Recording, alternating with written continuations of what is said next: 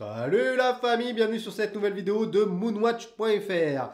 Alors aujourd'hui c'est un épisode de Wanted Watch. Alors Wanted Watch, ça fait un moment que j'en avais pas fait. Qu'est-ce que c'est? C'est tout simple, c'est une montre que j'aimerais bien m'offrir. Évidemment je peux pas m'offrir toutes les montres qui me plaisent. C'est l'occasion pour moi de vous les présenter dans Wanted Watch. Aujourd'hui je vais vous parler de la Vulcain chronographe qui vient d'être dévoilée par Vulcain. C'est une montre au diamètre contenu, à la fois élégante et sportive, qui est disponible dans plusieurs déclinaisons de cadran. On va voir ça tout de suite.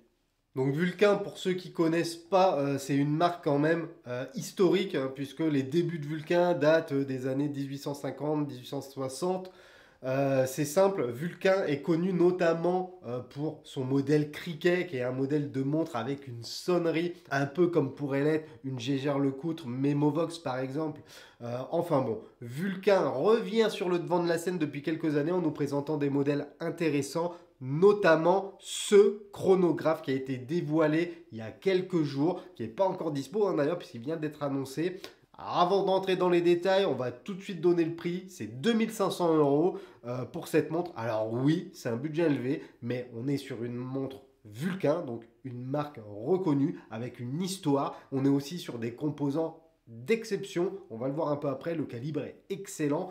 Et finalement aujourd'hui, étant donné que même les marques, on va dire d'entrée de gamme, ont augmenté leur tarif de 100-200 €, bah finalement 2500 € pour s'offrir une montre de luxe, entrée de luxe, on s'entend, bah c'est pas si déconnant et ça risque de devenir malheureusement la norme. Quoi qu'il en soit, cette Vulcain chronographe, elle va être disponible dans 5 déclinaisons de cadran. Je vous mets les 5, donc il y a la noire, il y a la saumon, il y a la argentée, il y a la noire et argentée et il y a la bleue.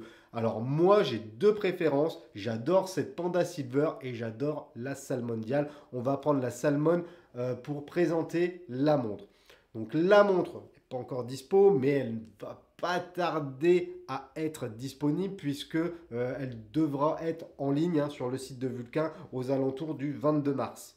Donc le prix 2500 €, encore une fois, c'est pas forcément un tarif élevé en sachant en plus que ce sont des éditions limitées à 50 pièces. Je crois que c'est 50 pièces par cadran. Du coup, ça reste quand même un produit assez exclusif et je suis sûr qu'elles vont être sold out assez rapidement. Les spécifications de cette montre, c'est une montre de 38 mm de diamètre pour seulement 12,4 mm d'épaisseur et c'est bien ça qui m'a plu, c'est-à-dire qu'on arrive sur une épaisseur qui est juste incroyable.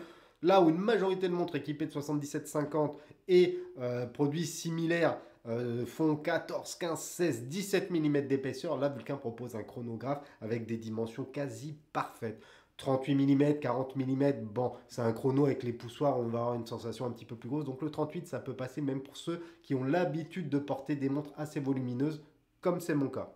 La boîte, c'est de l'acier 316L, c'est assez classique. Le verre, c'est un verre saphir double dôme, donc je pense qu'il y a un superbe effet et quelques déformations du cadran, notamment de ce chemin de fer. La montre vient sur un bracelet en cuir, bon, rien de foufou de ce côté-là. Mais là où je trouve que Vulcain a été malin et intelligent, c'est de proposer cette montre équipée d'un Sellita SW510. Pourquoi? Parce que c'est un calibre moderne avec 63 heures de réserve de marche. Donc autant vous dire qu'on est sur un très très bon produit. Le caseback n'est pas en reste d'ailleurs, hein, puisque comme c'est une édition spéciale, le caseback est décoré pour l'occasion. Bref, cette montre est vraiment très sympa, très jolie. Ce cadran saumoné, bon, le saumon c'était la mode il y a 3-4 ans. J'avais été un peu déçu par la Breitling, j'avais été déçu par la Baltic. Celle-là, je pense que je ne vais pas être déçu. C'est vraiment une très très belle pièce. Je trouve que pour quelqu'un qui cherche un chronographe distingué, bah cette Vulcain, c'est le bon match. Des dimensions portables, on n'est pas dans le petit, on n'est pas dans l'excès non plus. Des cadrans qui sont superbes. En plus, on a une disposition avec deux sous-cadrans à 3h et à 9h. Bref, ça renforce le côté vintage. Je trouve que la montre est assez lisible, même si c'est pas la folie, évidemment, on est sur un chrono. Quoique la version bleue, je trouve que c'est la plus lisible de toutes. Évidemment, il faudrait les avoir de visu pour pouvoir en juger. Mais je trouve que les 5 modèles sont intéressants. Donc voilà la famille, mon Wanted Watch sur cette Vulcain chronographe touche à sa fin. N'hésitez pas à me mettre en commentaire ce que vous pensez de ce modèle. Est-ce que vous avez vu la sortie? Est-ce que vous allez essayer d'en sniper une? Et si oui, quel est votre coloris de cadran favori? Sur ce, je vous dis à bientôt dans une prochaine vidéo. Pensez à vous abonner à la petite chaîne YouTube si ce n'est pas encore fait parce que lundi, je vais vous présenter une Langen Zone Killeuse. Allez, tchuss la famille!